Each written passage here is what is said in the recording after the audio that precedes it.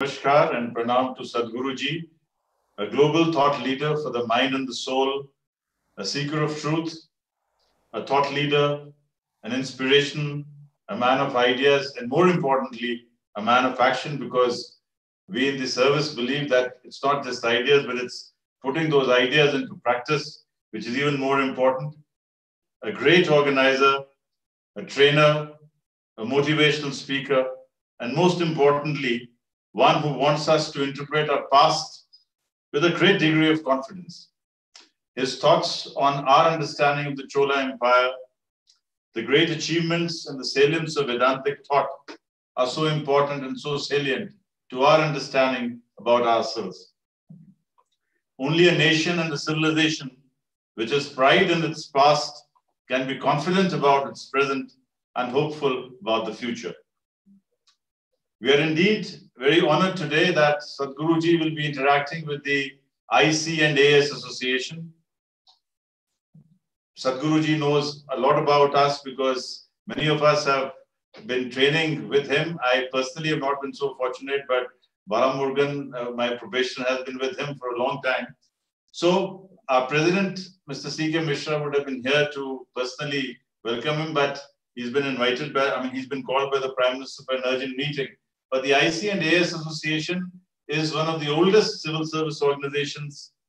And today, we are very happy, very confident, very proud that ours was the first association to come up in support of the PM Cares Fund. We contributed whatever we could, and we've also, all our members have contributed their time, their effort, and also their earnings to this cause. And most importantly, our association took the lead to establish the Karuna platform, which is the civil services outreach to support the government in times of national emergencies and national disasters.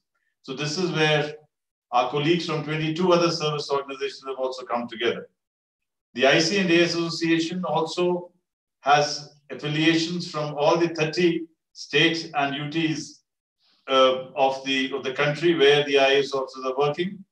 And we are very privileged that today we'll be interacting with Sadhguru Ji, sharing some of our questions, sharing some of our doubts, and seeking his guidance and foresight into how we can tackle the current situation in the country better. So with these few words, let me once again, on behalf of the entire fraternity, extend a very warm welcome to Sadhguru Ji and thank the Isha Foundation for giving this opportunity to the IC and AS Association for this interaction. Namaskaram, namaskaram to all of you. Namaskaram, Sadhguru. Oh, Bala. Okay. May we request you to please initiate the dialogue, sir? Well, in my understanding of things, please tell me if I'm wrong. Well, like in our very body, there are many vital parts, many vital organs. We have a functioning brain and the heart has to beat. But we have a skeletal system and we have a spine. In many ways, we have a form. The human form is manageable only because we have a spine.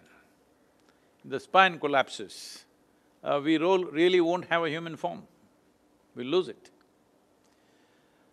In my understanding, the administrative services, what we are now calling as IAS, in a way is the spine of the nation. It may not be the beating heart, but it's the spine of the nation, without which this nation will not have a form. So the spine has to be strong and straight, very important. In yoga, it is always said, a bent spine is an invitation to diseases or ailments. Once your spine is bent, you will invite all kinds of trouble.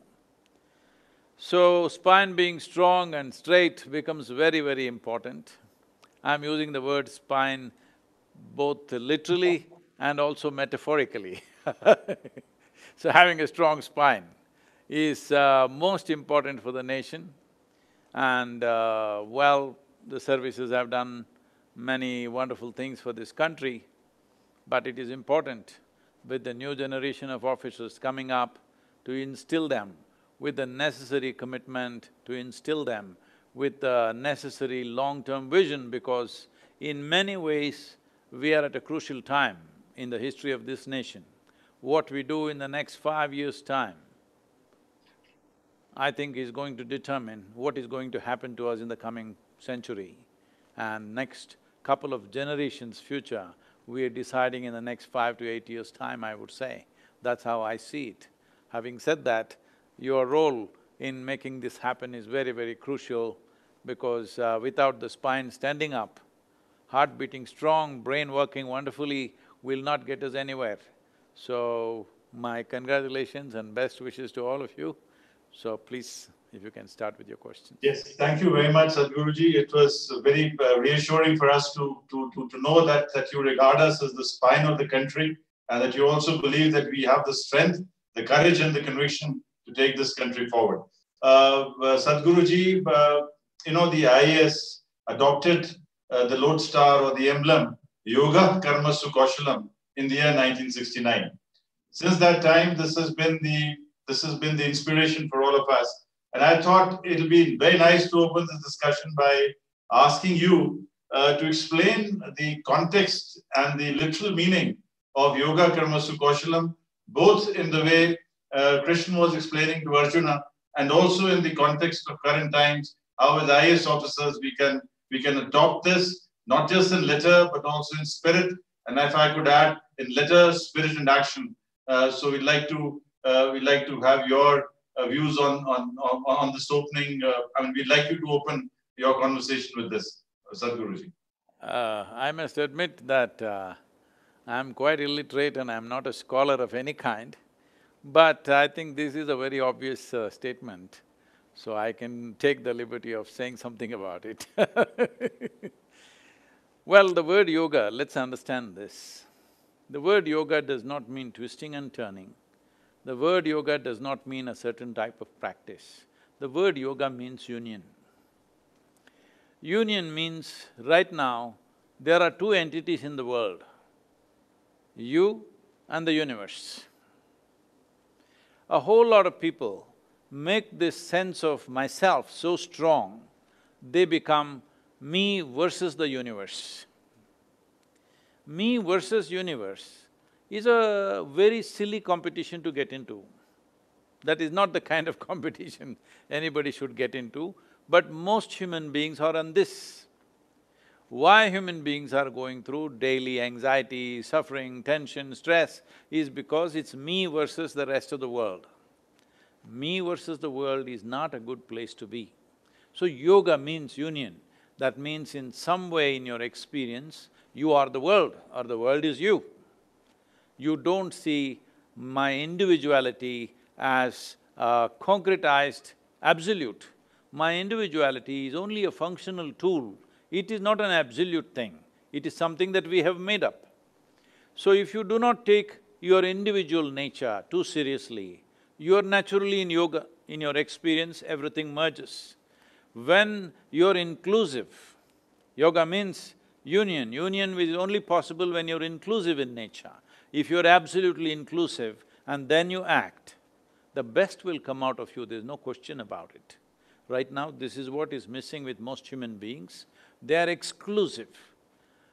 Every advertisement in the world, all effort, our modern education is always trying to make human beings exclusive. The pride of being exclusive. Exclusive means you're left out, that's what it means. Well, people may be very proud of it, but actually it means you're really super exclusive, means you left out of the universe. That's what it means. Yoga means you're included. You have consciously included everything and everybody as a part of yourself. From this, if you act, you will definitely do the best in you, in terms of your intelligence, your competence, and your ability to see things, your insight, everything will be at its best if you're absolutely inclusive. So, establish yourself in yoga, then act. Don't you worry about your competence, the best in you will naturally come out. Thank you very much, Sadhguruji. I'll now be requesting Milind, Dr. Milind Ramtek, who's from Tripura. He's actually sitting in Agartala now. May I request you, Milind, to raise your issues, raise your question with. Good evening, Sadhguruji. No virus in Tripura, I think. No, sir. Right You're now, lucky. it's not there. So, it's my great privilege to speak to you, sir. Sir, every one of us want our country to progress faster and to become a developed nation in near future. We all the civil servants across the length and breadth of this country are working hard along with other stakeholders with utmost devotion to achieve this goal. Sir, in the wake of this fast-changing global situation, ever-growing public expectations, and sudden emerging challenges like COVID-19, how to keep up the moral, motivation, and enthusiasm of all the civil servants so as to ensure rapid socio-economic progress of our nation within the ambit of constitutional and legal mandates. Well, the basic motto of your service itself takes care of that. Yoga karmasyu kausalyam, that's all. Because we can't fix everything in the world.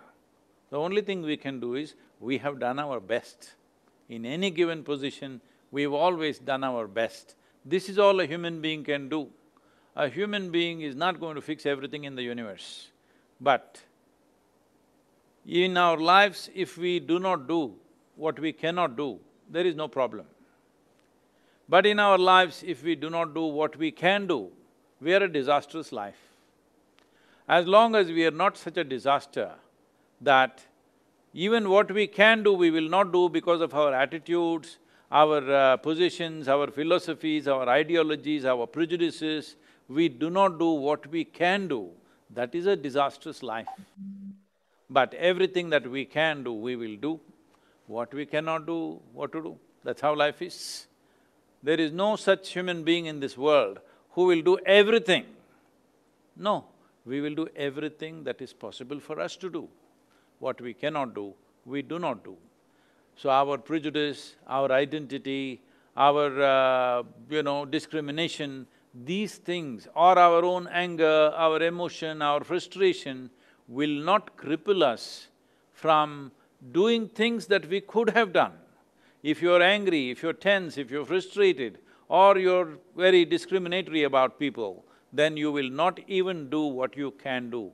That disaster must not happen. If all of us strive to do everything that we can do, what we cannot do is always there. That's all right. Thank you very much, Sadhguruji. I think it's a very important message for all of us that our attitude has to be positive, it has to be a can-do attitude, and obviously what we cannot do, we have to accept the fact that everything cannot be done by us, but what we can do, we must do. May I request Bala Murugan? Bala actually connects the association and Isha Foundation because he has been working directly and actively with Sadhguruji. Sadhguruji, I am also very happy to tell you that I have trained him in 1994. Over to you, Bala Murugan. Well, you did a good job on him. What a compliment, I'm honored. Namaskaram, Sadhguru. Namaskaram.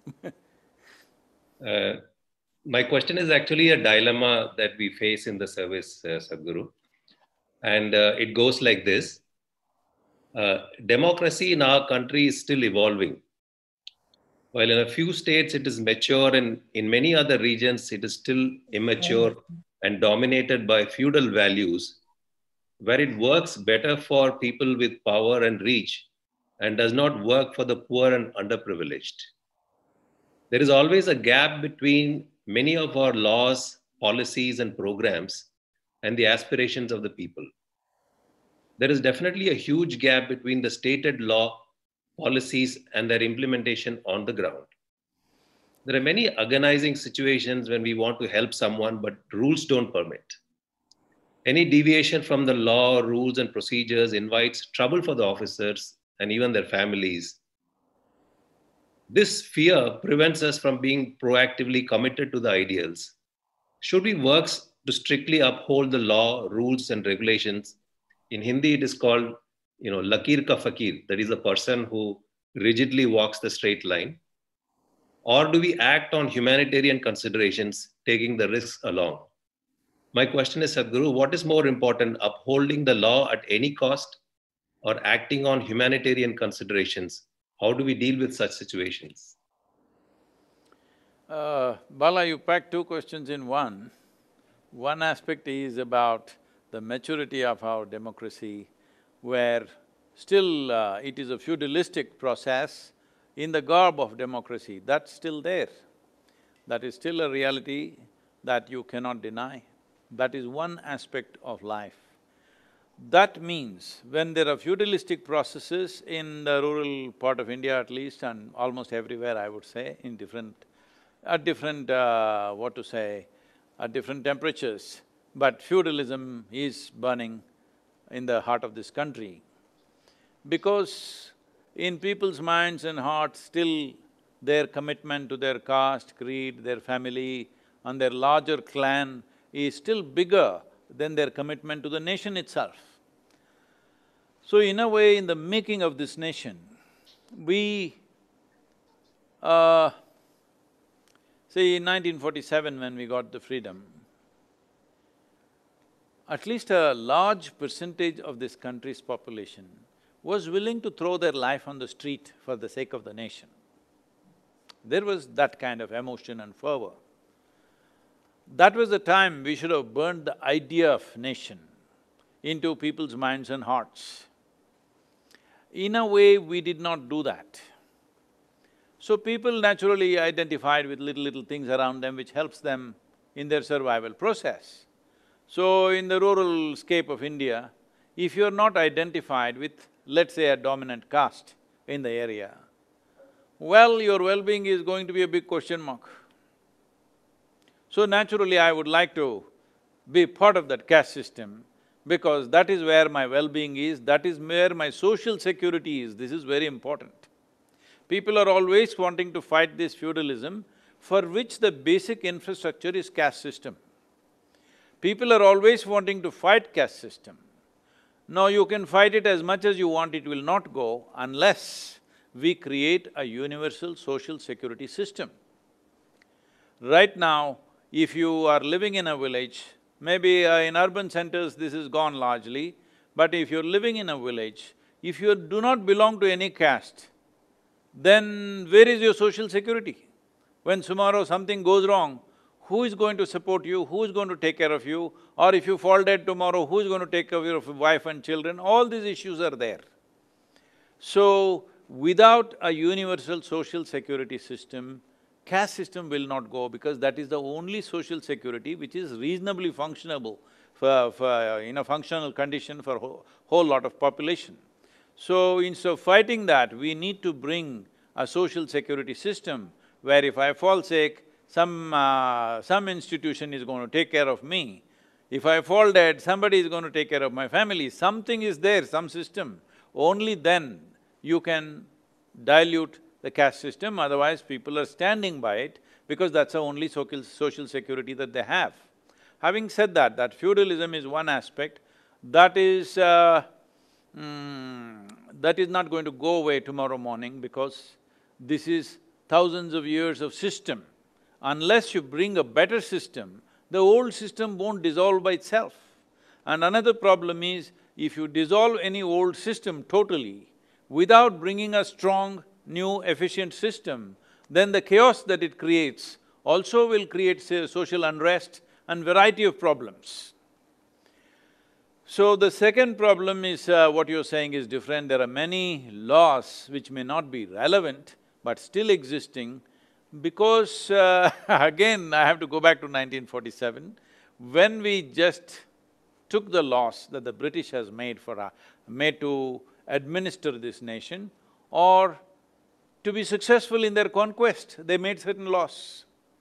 The same laws, we just took it on, maybe we were just lazy. We didn't want to sit down and write a whole new law book, so we just took everything as it is. Many things, I must tell you. I was, as a part of our… we have like a program called inner freedom for the imprisoned in all the prisons in southern India and also in Tamil Nadu and in some prisons in United States. We've been doing this. And when I went there one time, 10 days I'm literally in the prison the whole day. They wouldn't let me stay there in the night, so I had to go in the morning, leave in the evening. So there was one guy who was the butt of all jokes out there. Then I asked, why are you guys tormenting this guy like this? And you know what they say, Sadhguru, we did something, okay, we killed somebody, we did this or that, and we are here. You know what this guy did? He tried to commit suicide and he failed, and he's here for 7 years. So, if you attempt to commit suicide, there was a law, just recently, I think a year ago it was repealed. Otherwise, there was a law, you attempted to commit suicide, but you failed. If you succeed, of course, no punishment. If you fail, 7 years imprisonment you could get. If this punishment is for inefficiency, I would agree with that.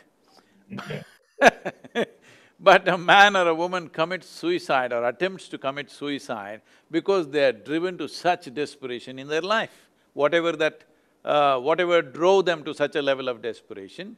When a human being is driven to a place where he or she wants to take their life, what is needed is enormous compassion and support, not punishment. But unfortunately, what we had is punishment because it comes from another era. So like this, there are many. I think one of the promises the Prime Minister made in 2014 is that the first thing I'm going to do is take away many archaic laws. I hear that about 1700 laws have been repealed or they're in the process of being repealed. And I would say it should happen with much more vigor. It should happen with much more vigor because our system, administrative system, you guys are on the other side, I don't know how… you are only complaining about it if you feel that way. From our end, it is an obstacle course daily. To get one thing done is such an obstacle course. I'm telling you, something so simple. Some urgent travel we have, we need some VIP coming or we have to fly, we need a helicopter to land. You know how many departments no objection certificate you have to get for a helicopter to land?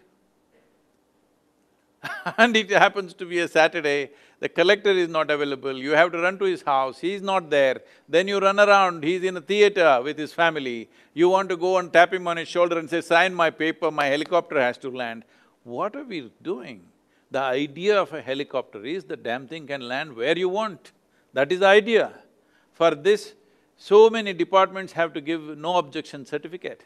So all these kinds of archaic laws are there, many. If you are feeling the heat of it, you can imagine how we are feeling about it. It's really hard to get anything done. So this is why once we have laws like these which are ambiguous and can be interpreted by anybody anyway, too much control, essentially we are not treating ordinary citizens as citizens, we are looking at them as possible criminals and we have to monitor them always. Why can't we instill this sense of nation and pride that this is my country, the laws of this nation I will follow? If you make it very simple, a whole lot of people will do it. I believe at least 70% of the country's population, without deviating from anything, they will follow. Another 20% will do minor deviations. There is only 5 to 10% who are serious deviators. Those people you have to fix them, that's a different matter, okay? But the laws are made in such a way because they were made by the British. They were looking at every Indian as a thief. I want you to understand, the oath of honor that Indian Army has been taking and still taking, I think I rewrote a new honor code for them, but I don't know if it's been adopted or not. You know what kind of it, I don't remember verbatim, but what it is saying is every soldier, before he is given his, whatever commission, it's not really a commission, officers get commission, what do soldiers get? Before they're inducted into the army, the code of honor they're taking is, I will not do any thievery, I will not lie, I will I'm saying, this is like all Indians were thieves. This is the attitude. For this, the first thing that they're saying, I will not do any thievery, I will respect the officer, I will do this, I'll do… How do you build an army like this? This is an army of slaves. You need to build a sense of pride and patriotism in the heart of a soldier, not a shame that I won't I won't rob anything, I won't steal anything, I won't deceive you, I won't lie to you. This is what the code of honor is. I rewrote the whole thing and gave it, I'm not sure whether they've adopted or not. So I'm saying this attitude has bred laws. Those laws are not for the people. Those laws are for the administrators to keep good control over the people. As you know, Balamurugan, you have served in Tamil Nadu and many other states also have this. Even today, the district administrator is called a collector. What a shame it is. In the British era, the only thing that guy did was collect killing taxes from people. He did nothing else. That was his only job, collect money and send it to England. So even today, we have the same nomenclature. So how will things change? Definitely these things have to change. Laws are… many laws are irrelevant and obstructive for proper administration.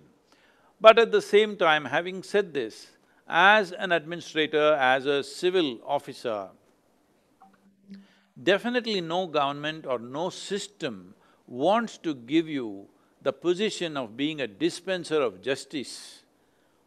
You're supposed to just go by the law. Your humanity is fine, but within the framework of law only you can exert your humanity.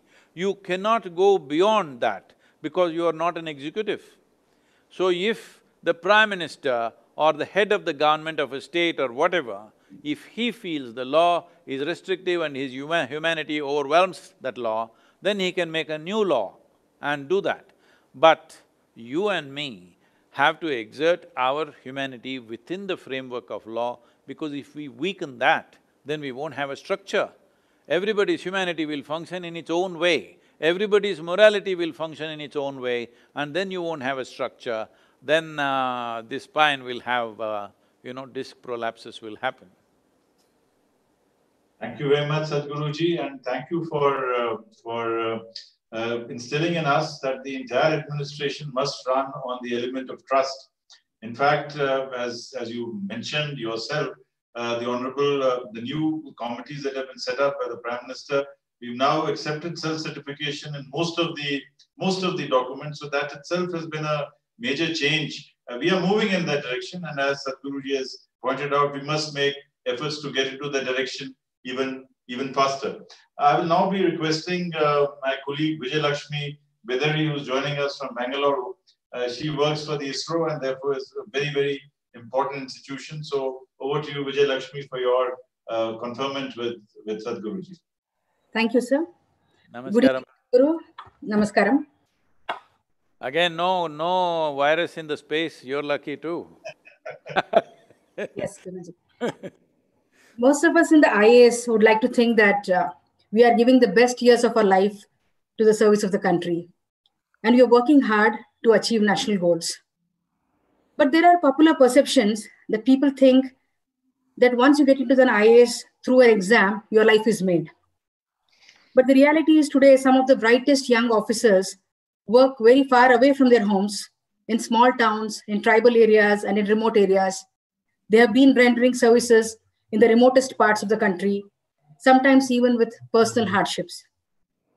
Even during this fight against the corona pandemic, you have seen that the district collectors and the municipal commissioners have been leading from the front, giving moral support to the frontline workers. They have been implementing the lockdown. They have been coordinating relief. They have been overseeing hospital arrangements. They have been overseeing medical supplies and doing all their best to control the pandemic. Even though the IAS has played a key role in the development of the country since independence, as a service, we have been open to reforms and to change. There have been many of these changes, like the use of e-governance, the use of technology, direct benefit transfers, the RTI, and the opening up of various sectors of the economy. But still, there is a lot of scope to improve the perception about the IAS and generally about the civil services in the country. My question to you, Sadhguru, is what, according to you, are the key expectations of the country from the IAS? especially during these challenging times? Secondly, how do we change the perception about the IAS into a more positive one? Thank you. Well, I think, yes, as you pointed out, perception is an issue. The perception is not only about the IAS officers. Generally, the perception has become like this, that, oh, government official means they must be corrupt. Government officials means, of course, they don't work. You know, this kind of thing. Well, the same thing is true about the political leadership also. It doesn't matter, without any discrimination. A politician means, oh, he is a horrible character. This kind of attitude has come in the country. This is a certain legacy of a certain level of irresponsibility and I would say lack of integrity also.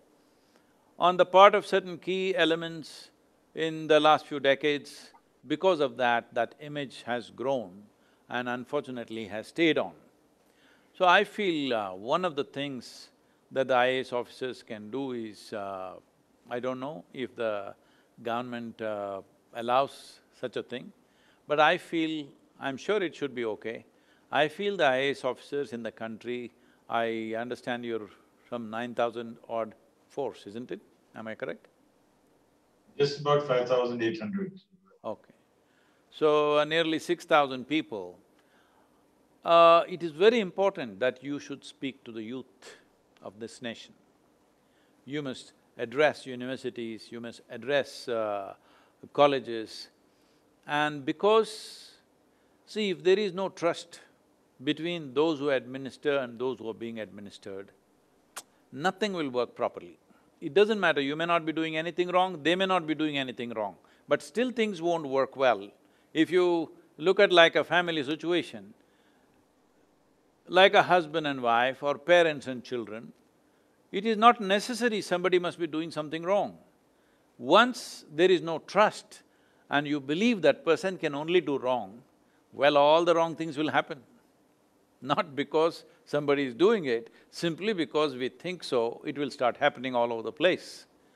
So I think it is very vital at this point that these civil services must speak to the youth because there is no trust. Leave the older generation, they have their conclusions, but their conclusions are… can easily be altered because they are only looking at practical solutions for their day-to-day, whatever their businesses or homes or whatever they have.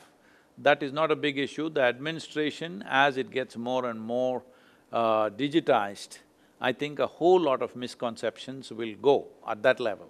But to create a sense of pride and involvement, that if something is needed, you can go and talk to your administrator and he's always responsive, this kind of feeling has to come, means you must speak. You just sitting in your offices, first of all you must understand people's experience. If you want to see, in almost every government office there are agents, because only they are capable of getting into the office. Ordinary people are simply incapable of getting into the office and getting something done. This is the experience of people. So one thing is walking down your line of command, down the lane, to see even the last person that if I come into the office, who is the first person I meet? You need to talk to him. I think that guy has not been talked to for a long time. He actually is from the British era, because he looks down on me. If I'm not saying myself personally, anybody goes there, that guy who's the first guy in your office, he looks down on every citizen in India as if he is a Firang and we are some slaves, that's how he looks down. You must fix that guy. You may not be like that, but that first guy, first contact is like that. So everybody wants to enter a government office with an agent. Once an agent comes in, corruption is inevitable. You can't change the image through an agent. That first reception that is there, you have to make sure you fix that guy. Whoever is the first front end of your office, that is one thing. Another thing is constantly talking to the youth. Wherever you're working in your city, if there are 10 colleges, Once in a way you go there and address them about something, what is administration, also inspire them to aspire for, services. That is important because the best talent should come into this making of the nation. I have met many fabulous officers of highest integrity and competence, but still, I'm sorry, don't take me wrong, but I feel they're still not functioning at their best, encumbered by whole system. And I feel one of the reasons is, many of them are little hesitant to stamp out what is wrong that is happening around them. They may be right, I may be right, but if I allow people around me to do wrong things, inevitably it'll smear on my face, I can't help it. It is going to happen. So, if you want to change the perception, you must look around and see who is doing what and fix those people, and those people, that simple clerk in the front end of your office may have a mama somewhere that you can't handle. This is feudalism, I'm saying. Feudalism is not just in the society, it's in the administration also. So that simple clerk, you can't deal with him because his mama is somebody. That is a challenge. If we don't take that challenge, we can't change the perception because that guy will do his own thing. He is there for a different reason. He has no sense of building the nation, this, that, there are no such problems in his head. His problem is his own money and serving the mama. So, these mamas' children who are there, how to deal with them is not always easy, it depends on which state you're working in. You're in Karnataka, you're in ISRO, it must be easy to handle mama's children very easily there. I don't think there are mama's children in that organization but generally they are there everywhere else. In some states it's easy to handle them, in some states it's very difficult to handle them because the mama is right up there, okay? So, this is easier said than done, but because you said how to change the perception, if you want to change the perception, the front end, the front face of your office, of your whatever position you hold, must become a friendly, nice face. Then the image will change. Thank you very much, Sadhguruji. I think for all of us who are listening to this, I think two very important signals are there. One, that we must reach out to the youth, and second, we must reach out to our own people who work in our offices and who represent us. So it's not just the collector, but it's the person at the front desk of the collector's office. Sadhguruji will try to adopt this as much as we can. Now let me introduce you to the district magistrate of Kashi. The district magistrate of Varanasi is with us, and the person in the holiest of the holy cities of the country, Shri Kaushal Raj Sharma ji. May I invite you to pose your question to Sadhguru ji. Namaskaram, Sadhguru. Namaskaram.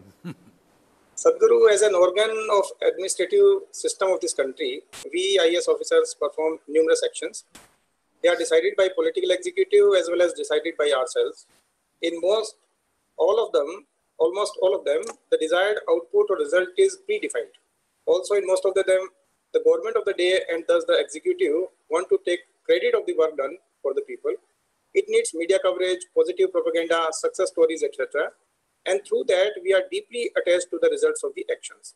Sometimes public criticizes the action and the decisions can be sinful according to the general perception.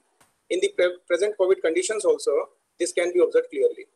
As per the theory of karma, the actions should be performed in a detached manner and they should be without expectation of the fruits of the karma. But what we have performed on a regular basis does not seem to be in synchronization with theory of karma.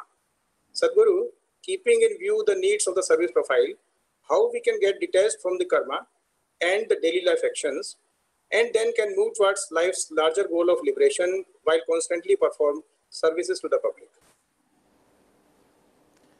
It looks like all of you are experts on the Gita, it's only me who is ignorant.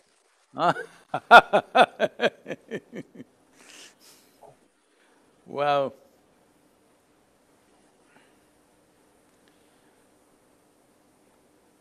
see, in yoga, there is a certain saying. We say that if you set one eye on the goal, you will have only one eye to find your way and you will become inefficient. You must use both your eyes to find your way. And if you go by your yoga, karmasyu,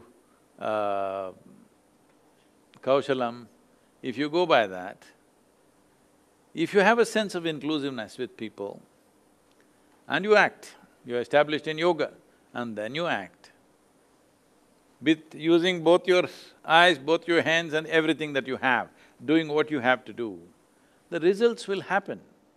What a result means is a consequence. The problem with the modern world right now, because of the nature of education that everybody receives, is we are too concerned about the consequence. We always want to fix the consequence. By fixing the consequence, we think then we will act. It will not work like that. You establish in yoga, then you act. How efficiently you will act, what are your capabilities, we do not know. Are all of us equally capable on a given task? Definitely not. Every human being is differently capable for different dimensions of life. So, instead of seeing how to bring out the best, we are thinking how the best should happen in the world. That is not your business. This whole attachment commentary is commentary by other people. Does Krishna look detached? He's absolutely involved. Even in a war that doesn't matter to him, he is absolutely involved.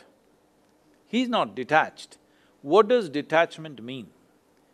That means keeping a distance from things, if that is how we understand well.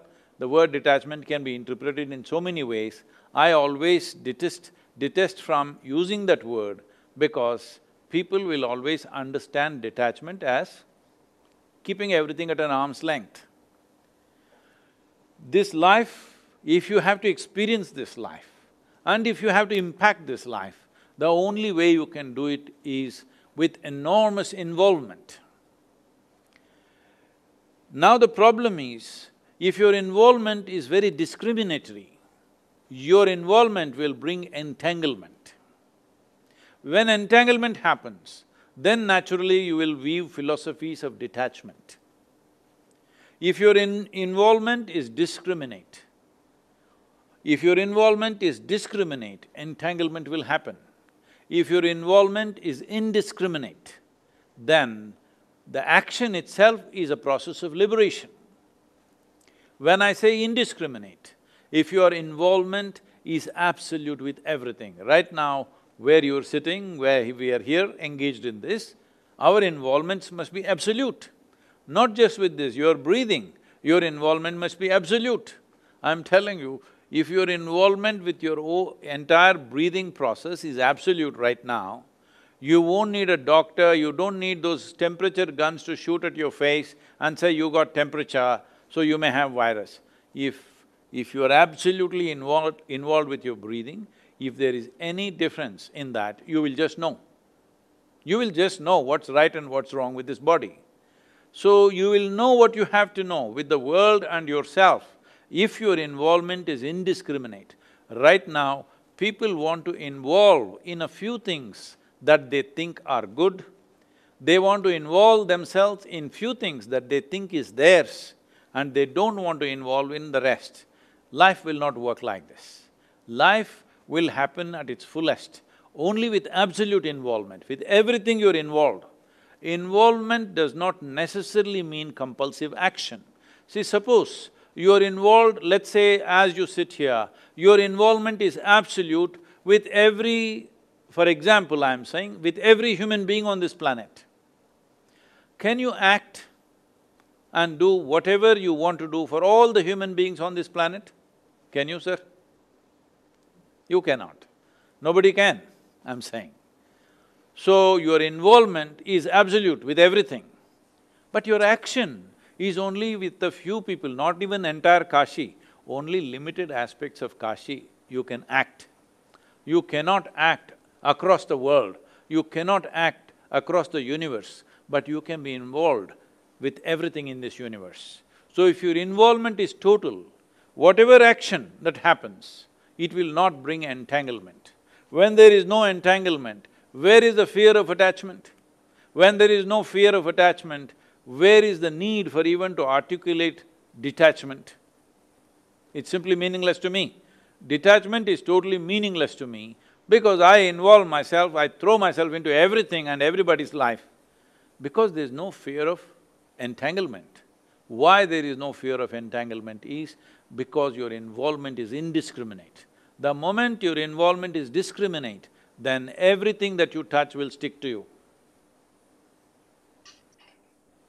Thank you very much, Sadhguruji, for clarifying something which has been, it's a very important clarification you've given to us about the difference between involvement. We have to be involved, we have to act, and yet we do not have to be entangled. Thank you very much. It was indeed a very, very significant clarification which will help all of us. I'll now be inviting my young colleague, Rajesh Lakhani. Rajesh, over to you to ask your question from Sadhguruji. Namaskaram, Sadhguru. Namaskaram. My question is, as administrator, in discharge of our duties, we have to uphold the rule of law. However, many rules aren't black and white, and there are many gray areas with huge scope for interpretation. The challenge lies in deciding what is right and wrong in these areas. Both decisiveness and indecisiveness can be misunderstood by stakeholders. Decisiveness as favoritism and indecisiveness as red tapeism. Sadhguru, what should be the guiding principle in such cases? Inner conviction or minimizing the damage of misunderstanding by stakeholders? Namaskar. See, when we are given a position where we have the privilege that we could impact millions of people's lives, a privilege like this is not there in everybody's life. Now, when I say impacting millions of lives, let's understand this. There are only two things human aspiration is playing between. Right now, let us say somebody builds a family, somebody goes to the temple, somebody meditates, somebody drinks alcohol, somebody takes a drug, somebody indulges in so many things. What is the effort? Whether a man is going to the temple or to the bar, what is the effort? The effort is, right now the way I'm experiencing my life is not enough. I want my life's experience to become little more profound. Yes or no? This may sound like an extreme example for a lot of people, but I am telling you, the man who is seeking God and the man who is drugging himself are seeking more profound experience of life. Where it will lead them, the path is another matter, but the aspiration is same, isn't it? So on one level, when it comes to within ourselves, we want a more profound experience of life. Not everybody may actually articulate it in their mind, but every human being always is looking for somehow enhancing the experience of his life. Somebody thinks it'll happen because of drink, somebody thinks it'll happen because of money, somebody thinks it'll happen because of God's grace. It doesn't matter what the currency is, essentially they want their experience of life to become more profound and more pleasant than the way it is right now. But when it comes to activity, because activity is a consequence of one's pleasantness or one's compulsion. Right now, a whole lot of people may be active in the world for their own survival process because they have to eat, they have to pay the bills, they have to go about their business. Most of the people may be working like that, but all of you are saying you are in the process of nation building, so I will take that segment. Well, you want to build a nation, what does it mean? It means you want your life to be impactful. These are the only two things human beings are looking for: profoundness of experience, impact in action, isn't it? Yes. Somebody has chosen his area or his field of action just as his family. Why? Because in this little world of his, he can be impactful. Suppose, see how deeply people are hurt. Well, they went home, whether you're a man or a woman, you went home, people at home are not impressed by you being there. whatever you do, they are not impressed, people will break down, isn't it? Because they built this little world of theirs because they want to be impactful there. If nobody is impressed, you cook something, nobody is impressed, you create something, nobody is impressed, finish, that family is over. So you are choosing a small footprint to be impactful. So profoundness and pleasantness of experience and impact in activity are the only two things human beings are looking for. They may call it their religion, they may call it their spirituality, they may call it administrative service, they may call it their pleasure. It doesn't matter what they call it, this is all human beings are looking for. So now you're talking about how your impactfulness is impeded by ambiguity of laws. I thought ambiguity of laws is a problem for us who are administered, not for you, because it's to your advantage. You can make it whichever way you want. If you hold everybody that you administer as a part of yourself, the ambiguity of law gives you a whole latitude to do, like they asked the question in the beginning, should I go by my humanity or by the law? That problem is over for you, because the law is not such a checkered box anymore. It is little more open, you can do what you want. So please tell all of them where is the ambiguity so that they can express their humanity. It is a great advantage for an officer when there is ambiguity. Ambiguity causes trouble to us because we are not able to figure out what is the law. Every time we go to different people, everybody interprets it in different ways. We are in a confused state because of ambiguity. But for you, for an administrator of any kind, it is always an advantage if there is ambiguity of law. But of course, there will be problems, this and that. So they are trying to fix the ambiguity to some extent. Well, that's not going to go away overnight. But what should be the priority? Should I do what is nice for everybody? Should I do what is safe for me, or should I do what matters? Well, we've already went through this. In your life, really what matters is, when you are spending 25, 30 years of life on something, whatever that is, well, it must be impactful, isn't it? Impactfulness may not always be very popular. Sometimes it'll be very celebrated, sometimes it'll not even be appreciated, it'll take many years for people to appreciate that. But that's not your concern. Your concern is, you must be impactful, because that is the only essence of activity. Action we are performing because we want to be impactful. Impactful, well, people can be impactful by killing 1,000 people tomorrow morning, but that is not the impact. Because because when people fail to impact people positively, they will take to these ways. Like, let us say the revolutionaries of the world. Armed revolutions have been there in this world for the last 200 years, many armed revolutions have happened. Some leftovers are still there in our country, still carrying on.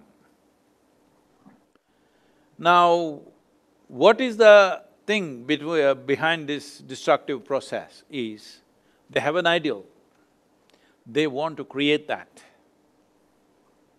because they want to make an impact on the society in which they live or the country in which they live.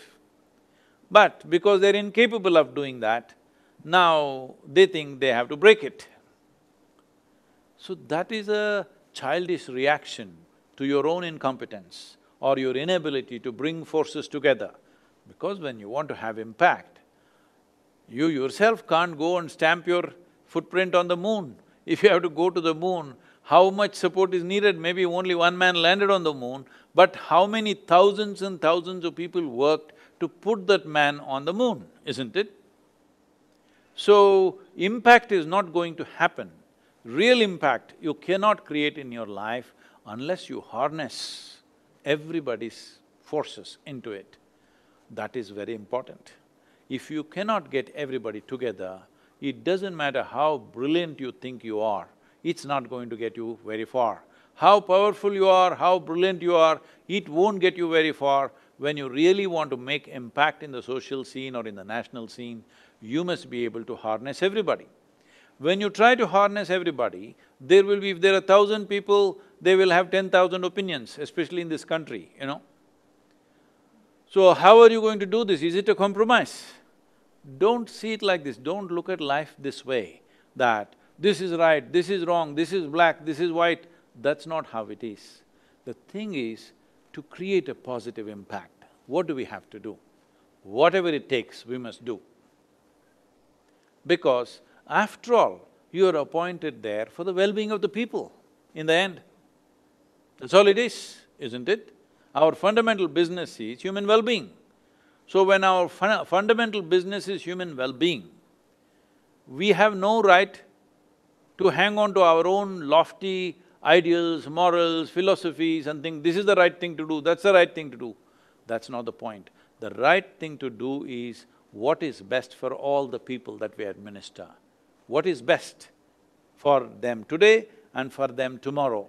If you do something that's best for them tomorrow, many of them may not have the vision to see what you have done. You may become unpopular, but still, if you are 100% clear, what you're doing right now is going to be really good for all these people tomorrow, you must do that.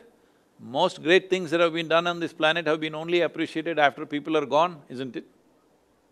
That's the nature of greatness, that it doesn't happen when you're living, it's only after you're gone people think you're fantastic. It's okay, that is their limitation, but in your life, the important thing is action is about impact.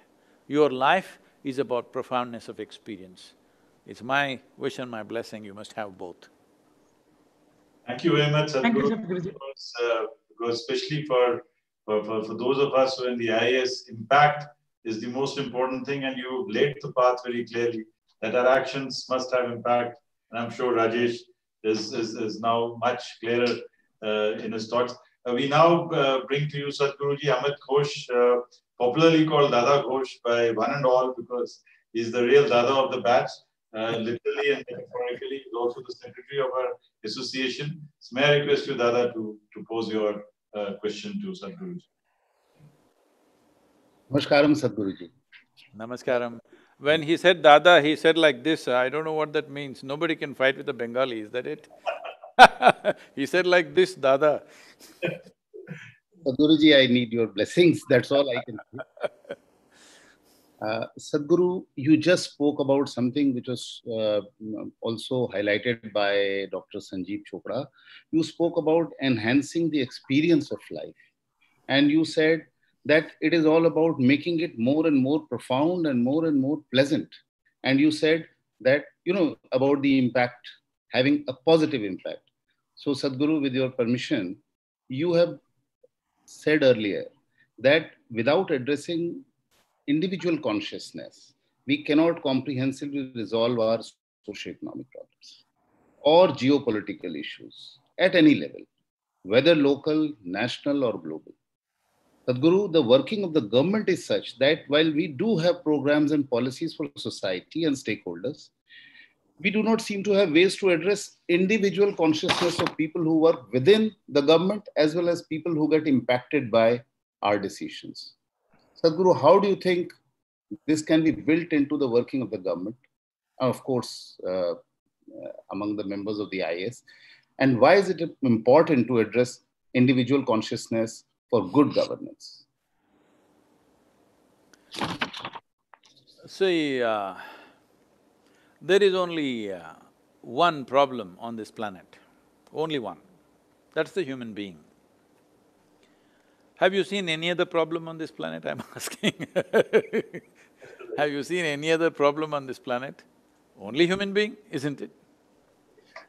So the only solution to this is raising the human being to another level of function and experience. If human beings thought, felt and acted differently, they would become the greatest solution. But right now, the way they're thinking, feeling and acting is a massive problem. Whether it's ecological problems, social problems, even now we are going through this virus situation. See, virus doesn't have even a brain of its own, all right? It's not even… you cannot even consider that as a living thing fully. It is just a bundle of chemicals with a little bit of genetic proteins in it, which has its own tendencies and it can multiply, but it cannot eat food, it cannot between two of them reproduce. There is no such capability. It's not really a full-fledged life, just a fragment of life, okay? Such a thing has brought the humanity to its knees across the world, destroying our economies, destroying our social fabric, everything. Right now, there's a lot of talk around the world. There's such a large scientific community, there is a medical community. You are in a position of, you are in a place where you hear things. Have you heard any one clear statement that this is the solution for this virus? No. Have you heard? Everybody talks about a vaccine. How can you produce a vaccine for something whose nature you do not know yet? You cannot. So at least we must have a treatment protocol. Okay, if I get the virus, what is the protocol? We still don't have that. Somebody says, take hydrochloroquine, somebody says drink Lysol, somebody says take this, take that. All kinds of quack solutions are all over the place, but we do not know what it is. But we know one thing, we are the carriers of the virus. It is not some mice or mosquito or something that we cannot control, not even the bat, it's us. If all of us as human beings, suppose we were a conscious human society and either you or me or somebody said, see, all we have to do is 15 days, sit by yourself, just do whatever, if you want meditate, do whatever. Even meditation is not necessary, do whatever. Do not touch another human being for 15 days. Don't go close to anybody, nothing, just sit at home or sit wherever you want, on a mountaintop if you wish. Finished, the virus is over, in 14 days it finishes itself, all right? Does it look like a very simple problem? It's very, very simple if all human beings were conscious. But right now, human beings are so compulsive. They're so compulsive, in the middle of this, when hundreds of thousands of people are dying, somebody wants a haircut. How can I live without a haircut?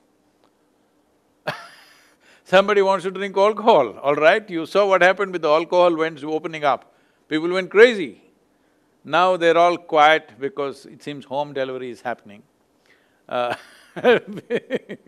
have made a whole policy change with this virus about alcohol. So, we're in compulsive states.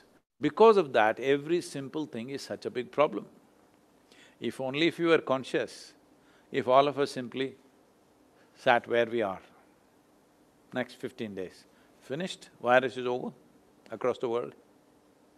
So, without transforming an individual human being, transforming a society or a nation or the world doesn't arise because these are all just words.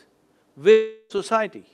Where is the world? There is no such thing. There is just you and me, isn't it? The real thing is individual human beings. Rest are just words that we use to describe some collective aspect of human beings. But the real thing is you as a human being, me as a human being and others as human beings. If we were conscious, how would we behave? If we are unconscious, how we behave? If we are compulsive, how we behave, are different dimensions of life. So without without raising individual human beings to a higher level of existence, you cannot have a better society or a better nation, there is no such thing. You can control anything from outside as much as you want, but the moment nobody is watching their own thing, only if they're fixed inside by their own nature, then they will be fine. That's why they gave you this yoga karmasyu kaushalam. It's a very wonderful thought that whoever put this there, they didn't tell you honor, discipline, this, that, they told you yoga karmasyu kaushalam, you just fix this one thing, rest will happen. To what extent? To the best possible extent, that's all. There is no the best in our life. The best that I can do is all there is. What is the best? Nobody knows what is the best, there is no such thing. However well you do your life, still there is a better way to do it, yes or no? Hello? There is no perfect way to do this life. You do this life really fantastic, but still there is a better way to do it. That is the nature of life, That is what is so fantastic about life. Otherwise, by halfway down our life, we would all want to kill ourselves because we are already perfect. Most people become perfect by the time they're 30. So once they're 30, there is no reason to live for them. Only because there is a possibility, doesn't matter what you have done, still there is a way to do it better and better in many, many different ways. This life matters. This it can only be addressed to an individual human being. Can the government do that? That is an unrealistic expectation, that a civil administrator like you or a political leader can address individual well-being within themselves. No, that is not a possibility. That is why we are there, all right? But till now, till recently, nation has treated us as pariahs, really. I'm telling you this, because in every way, this country has rejected its own fundamental strength, because the fundamental USP of this nation is its spiritual nature. Somewhere we got all this mixed up. We did not understand what is spiritual nature, what is religious belief. Let me make, in few words, let me make a simple distinction between what is religion and what is spiritual process. Spiritual process means it is a seeking. You want to know. When would you want to know? Only if you realize that you do not know. When you see, I do not know, the longing to know will rise within you. This is a simple wisdom, that if you peel your eyes and look around, you don't know a damn thing about anything. Yes or no? If you look at a leaf for the rest of your life, you still will not understand this leaf, what it is made of. You cannot create another leaf just like that in your laboratory or wherever, because for a lifetime if you sit there with all your science, still you won't be able to do it. That's how complex creation is. Well, we don't know where we come from, where we will go, what it is, but we go around as if everything is known. So, spiritual process will happen because we have realized the magnitude of our ignorance. In yoga, always we identify with our ignorance because our knowledge is so minuscule. If you have read the libraries of this planet, still what you know is a speck in this cosmic space, isn't it? I'm asking the opinion of ISRO. Whatever we may know, whatever we think is a grand thing that we know, is just a tiny speck in this universe. So what we know is so small, but our ignorance is boundless. So we always identify with our ignorance because it makes you boundless. If you identify with your knowledge, you become a minuscule. You become a small, petty existence. If you identify with your ignorance, you become a boundless existence. So yoga always identifies with its ignorance. If you're identified with your ignorance, you're constantly expanding. But what religion means is, everything is absolute. We know exactly what happened. When God created this planet, in how many days, how He did it, what He did, where He is, what He likes for His birthday, we know it all. And everything is in one book. This is religion. That means you have to believe. Belief means you are trying to make something that you do not know into absolute knowledge. When you create absolutes out of nothing, you will have confidence, but no clarity. Confidence without clarity is a disastrous process. That is the disaster you're seeing.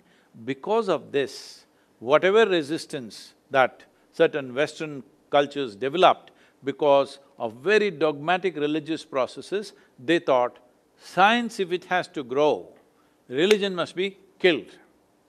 They're not very wrong about it, but spiritual process is an inquiry. It is a constant process of growth.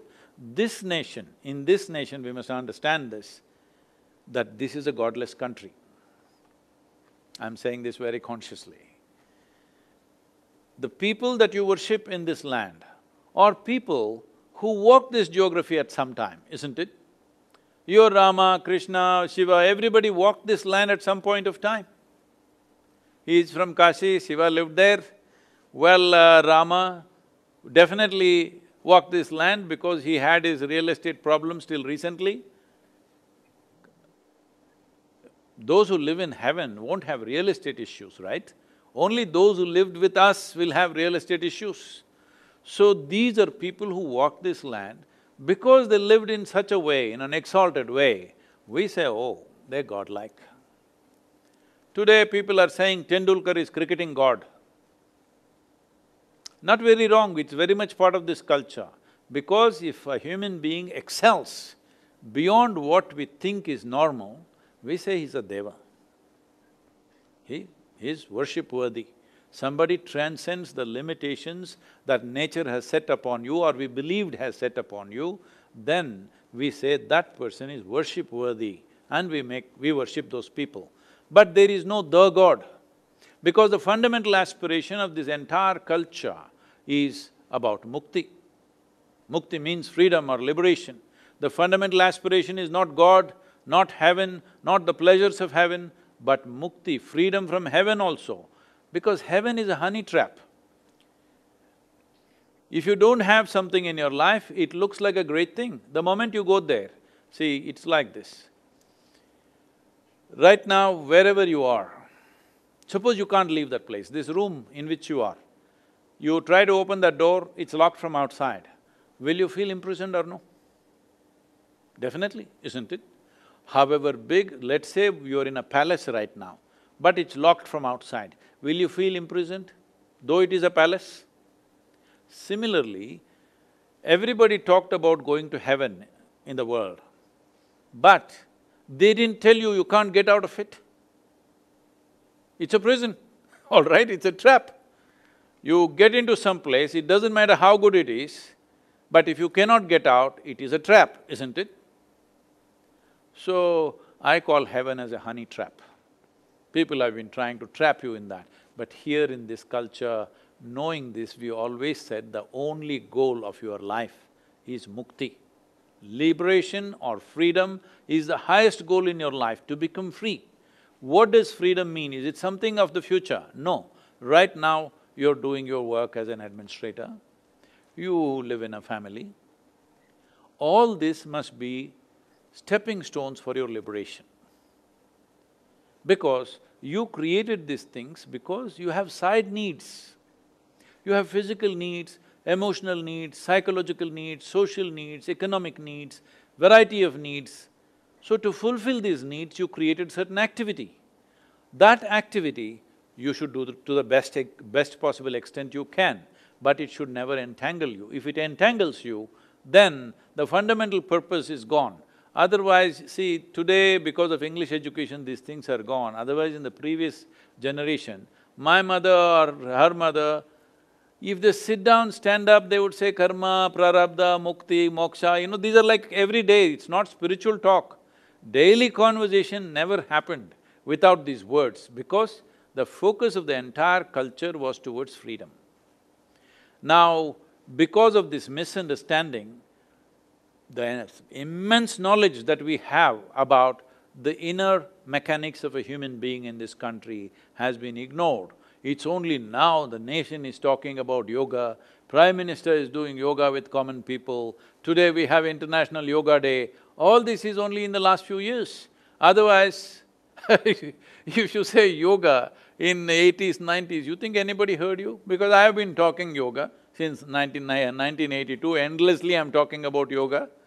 You think anybody heard, outside the country, yes, they've been listening to us. In the country, individual people, yes, but in the government, in the administration, anybody, you think they would entertain you for anything? No, absolutely, doors closed, absolutely closed, it never opened. Only now, even your DOPT is coming to us now for training. This is needed, because this cannot be done by the government. This part of individual development, of creating mechanisms for which will lead to enhancement of the individual human being, is not government's work, is not administration's work, is not political work. It is something else That dimension was very well established in this country, though it has been seriously dislocated with 800, 900 years of invasions, very cruel invasions and occupation for almost 250 years. In spite of that, in terms of knowing human mechanism in its full profoundness, I'm not saying this with my nationalistic prejudice. I've looked around the world, all the cultures. No culture has looked at the inner mechanism of the human being with the depth and dimension the way we have looked at it here in this culture.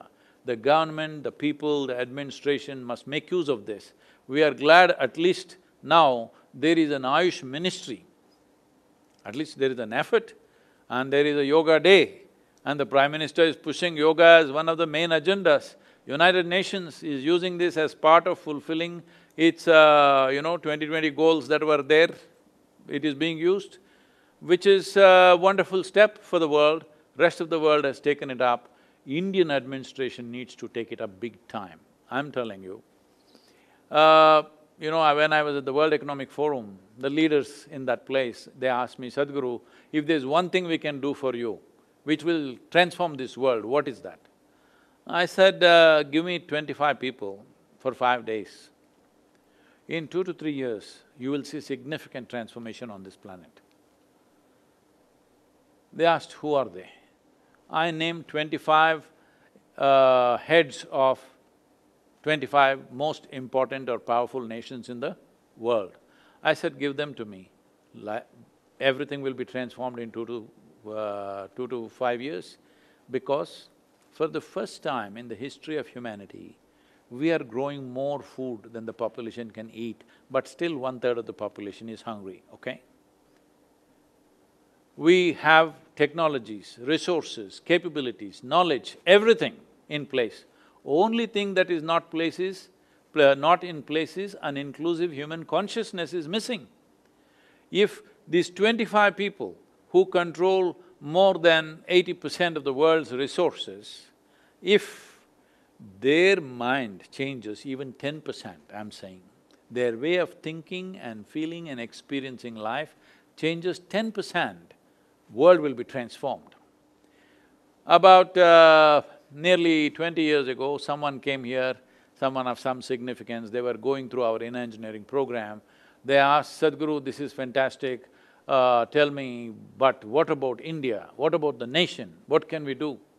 I said, see, I will give you a list of 2,000 people. Out of the 2,000 people, you get them to me in the next 2 to 3 years' time, a silent revolution will happen. Revolution means people think you must throw stones at somebody. Of course, in India, revolution means you must burn a bus or you must kill somebody. No, I want you to change is not a revolution. I'm willing to change is a tremendous revolution. This is a revolution we need.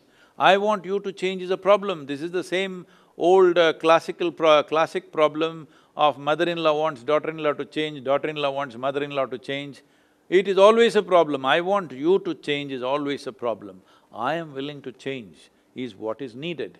So if this has to happen, we need a movement like this.